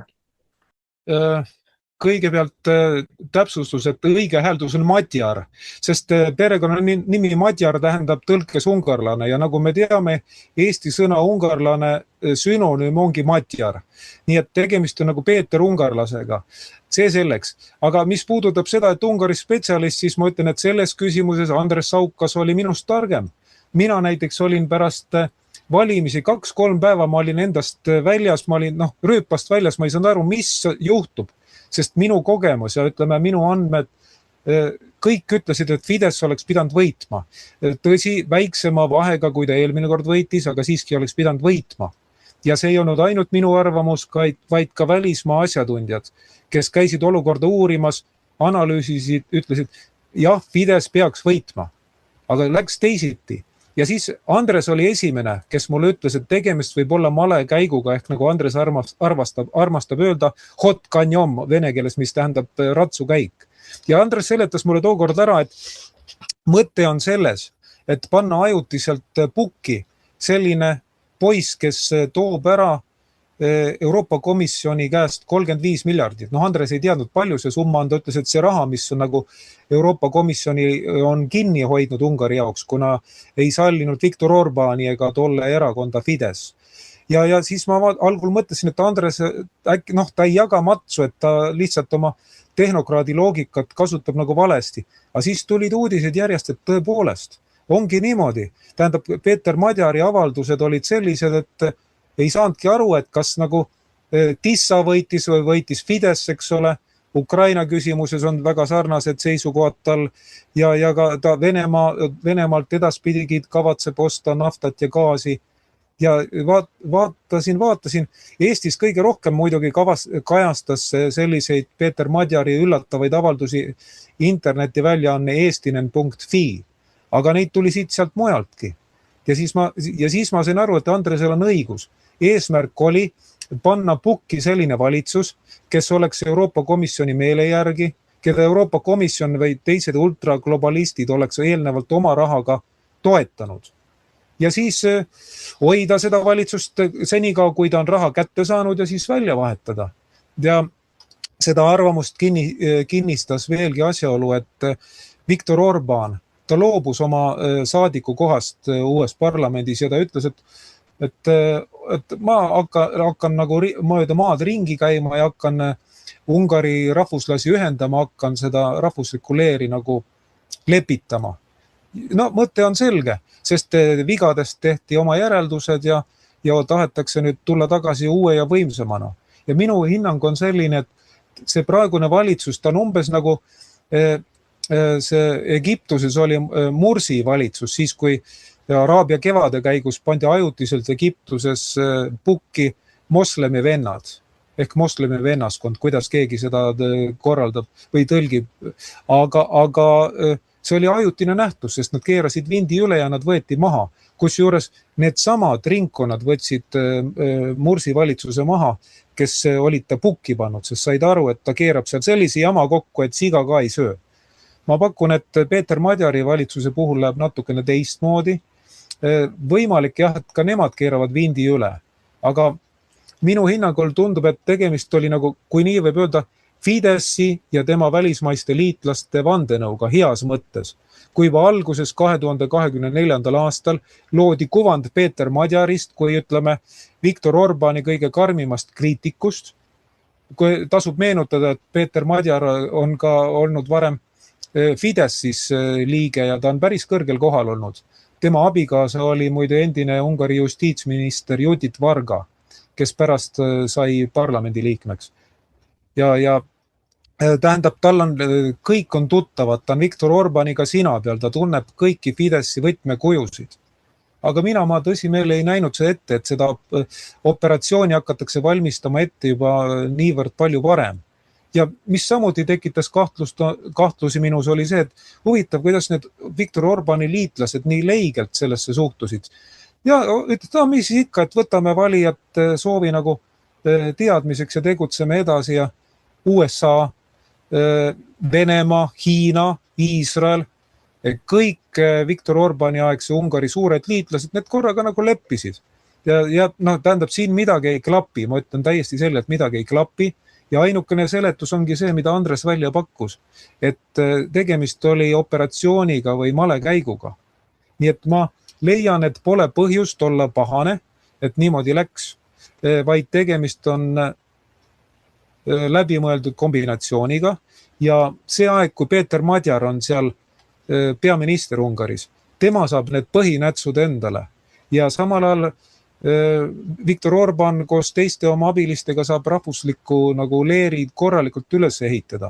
Sest ma ütlen, et praegu see ei ole nagu enesest mõistetav, kuna näiteks samuti parlamendis oma kohad säilitanud erakond Meie Isamaa, ungari keeles Mi Hazank, kelle esimest ma muide isiklikult tunnen üle 20 aasta.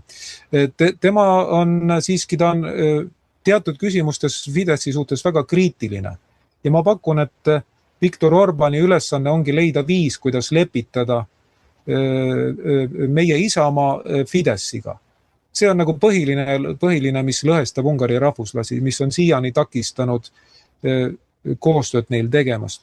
Mul on ka endal Ungaris selliseid sõpru, kes on Tissa pooldajad ja siis ma olen neile öelnud, et jah, ma usun täiesti, mis te räägite Fideszi korruptsiooni kohta. Ma ei eita seda, aga kui te olete Fideszi suhtes kriitilised, hääletage ometi Meie Isamaa poolt. Sest Tissal, kus on üsna palju endisi Fideszi liikmeid, on korralik korruptsioonitaak on olemas. Võib-olla jah, veidi väiksem kui Fideszil, aga siiski on olemas. Samas kui näiteks Meie Isamaa ehk ungari keelest Mi Hazank, tema on Ungari mõistes täiesti puhas poiss, ilma juttu märkideta puhas kui prillikivi, korruptsioonivaba. Siis oleks võinud ju selle erakonna poolt hääletada, aga ei tahetud. Nii et mida selle kohta öelda, kui üks asi veel, et kui Euroopas on plaanis taastada Austria-Ungari ja see on Vatikani üks nagu olulisemaid plaane suunitlusi, siis paratamatult läheb Viktor Orbáni seal vaja, sest ka osalt Ungari analüütikute hinnangul tema näol on tegemist Vatikani nagu käilakujuga või käepikendusega, kui nii võib öelda, kes on osanud suurepäraselt läbi saada ka Venemaa ja Hiina ja praeguse USA juhtkonnaga. Nii et kui Euroopas toimuvad suured geopoliitilised muudatused, siis on üsna tõenäoline, et Viktor Orbán koos oma abimeestega tuleb uuesti mängu. Mitte pikaks ajaks ilmselt, sest eks temagi on väsinud poliitikas olemisest, ta on juba 40 aastat poliitikas, ikka inimene väsib ka. Aga ta tuleb selleks ajaks, et asjad panna õigetele rööbastele. Ja mida päris lõpetuseks öelda, me peame mõtlema, mis ootab Ukrainat, eriti Taga-Karpaatiat. Kui Ukraina sõda saab läbi, siis tuleb korraldada niimoodi Taga-Karpaatia olukord, et seal ei puhkeks partisani sõda, põliselanike partisani sõda, ütleme Kiievi režiimi vastu. Ja siis on jälle vaja, et Ungari ütleks oma autoriteetse sõna. Ja kõige lõpetuseks, mis mind hämmastus, oli see, et kui olid Ungaris valimised ära toimunud, siis korraga Poola konservatiivid hakkasid Viktor Orbáni ja Fidesit süüdistama. Nad ütlesid jah, et ega nad ei olnudki nagu õiged mehed, nendega oli rohkem probleeme, oli rohkem tüli kui nagu head kogemust. Ja vaata, see jättis mulle väga ebameeldiva mulje. See tähendab, et tegemist on täiesti silmakirjalike tegelastega. Kui Orbán oli pukis, siis mängiti tema sõpra, aga kui ta valiti maha, siis öeldi, et ta oligi paha, eks ole, hea, et ta maha võeti. See ei jätta nagu ilusat muljet, meeldivat muljet. Praeguseks nagu kõik. Kui tahad, küsi pärast juurde. Ja, hästi. Aitäh, Tõnu, et sa andsid hästi pika tagasivaate selle, mis Ungaris toimus. Ja loomulikult on ju selge, et see, mis nüüd on saamas, et Magyari valitsus, et mõneks ajaks arvatakse, et on tulemas teistmoodi ajastu, et Orbán astus nüüd tagasi. Aga millega see tipneb, see on omad küsimus kindlasti ja ärme unusta ära, et esimese rõõmustas ju selle võidule enne kõike ka Alex Soros, George Sorose poeg. Nii et siin on väga huvitava asi juures. Aga nüüd lähme siit edasi ja mõned mõtted siis ka Andreselt. Nii, aga nüüd ma ütleks mitte hotkanjam, vaid vangerdus. Ja saab ju võtta ette sellise variandi mõtlemiseks, kui oli nüüd 9. mai tulekul või tuli ja valiti teine mees ära ja teine mees tuli koha pealt ära ja ta oli Putini sõber. Miks ta siis ei sõitnud Moskvasse pidustustele? Et kõik on näha, et asi on nii ära läbinähtav, et mitte tekitada pahandust sellele esimesele hotkanjom ehk selle Madjari teole. Ja hoidiski kõrvale. Fitšo oli ju Moskvas olemas. Nii, vaat see ongi see küsimus. Ta hoiab nüüd taha peitu lihtsalt, mitte peitu, vaid ei lase lollustel edasi areneda. Süsteem töötab. Malelaud liigub, töötab. Ja rohkem ma ei ütle midagi. Tõnul oli kõik kogu põhjendus paigas. Aga nüüd ongi küsige enda käes, kui oleks vastane olnud, siis oleks sõitnud oma lennukiga või hobustega läinud või ükskõik Moskvasse võiduparaadile, sest see oli teise maailmasõja lõpp Venemaal, mida nimetatakse meil Euroopa päevaks või ma ei tea, milles Euroopa päev tuli ja nii edasi, nii edasi. Aga ta on praegu rahulikult puhkab, laseb leiba luusse, nii nagu peale sauna või peale kõvat tööpäeva, las noorem poiss töötab ja ta teab, mis see teeb. Ta üldse ei tõmble. Nii, minu poolt kõik. Ja, aitäh sulle, Andres. Jah, siin tehakse mulle teatud mõttes etteheiteid põhjusega muidugi. Madjar on siis see härra, kes nüüd on valitsusjuht Ungaris, aga pangem tähele, Fitso läks ju nüüd 9. mail sinna Moskvasse, aga ta ei läinud niivõrd paraadile, küll aga läks tundmatut sõdurit mälestama, et siiski, nagu me praegu tagantjärgi mõttes meenutame, et mingisuguseid Ukraina provokatsioone seal aset ei leidnud, küll aga nagu me teame, siis Fitso ei saanud ju Balti riikide kaudu sinna lennata, nii et ta pidi alternatiivset trajektoori kasutama sarnaselt eelmise aastaga. Nii palju sellest ja nüüd lõpusõnad Maarja. Aitäh! No selles suhtes, et ma olen siin kõva podcastide vaataja ja ütleme, ma nädalas vaatan neid podcast'e kuskil 16 tundi või. ja mul jäi silma Reitelmanni ja Martin Helme podcast koheselt peale siis Ungari valimisi ja Reitelmann olevat seal olnud ka valimisvaatleja ja vaat siin mul nüüd jälle ekrekad jälle ütlevad, näed, hakkab jälle siin ekret tümitama. Ei, ma ei hakka ekret tümitama, aga siin ongi sihuke teema, et kuidas, et nemad arutasid ja kuidas nemad siis seal podcastis selle samuse aruteluni ei jõudnud, milleni meie siin juba teist saadet oleme jõudnud, et sihuke vangerdus tehti. Et selles suhtes ongi kummaline, et kuna nemad olid suured liitlased nii-öelda Viktor Orbaniga, siis miks neid ei valgustatud just siuksest vangerdusest, kui USA ja kõik on ilmselgelt ju teadlikud sellest ja ka Venemaa sellest vangerdusest, siis meid jäeti ilma sellest teadlikkusest, õigemini EKRE saadikuid, isegi kui nad olid ju vaatlejana seal koha peal ja nad ise esitlevad ka ennast kui kõvad Viktor Orbani fännid ja sõbrad nad on, et millegipärast on nad infosulus või ma ei tea. Tõnu, kuidas sa seda ise kommenteerid? Ja Tõnu, annan sulle. No vaat, minu hinnangul EKRE Ungari eksperdid on oma asjatundlikkuselt samal tasemel kui Eesti Ukraina eksperdid Rainer Saks ja teised. Ma tahan viisakaks jääda, sellepärast ma rohkem selle kohta midagi ütle, ma arvan, et mu sõnum on arusaadav. Aga mis ma soovisin veel lisada, on paar asja. Esiteks, paar-kolm päeva enne valimisi käis ju Budapestis USA president Vance.